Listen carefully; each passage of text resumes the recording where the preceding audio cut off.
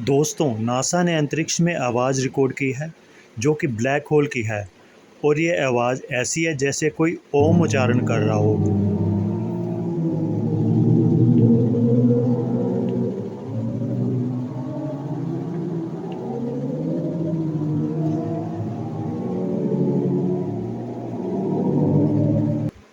Science की और जानकारी के लिए द प्राइम इन्फो चैनल को सब्सक्राइब करें।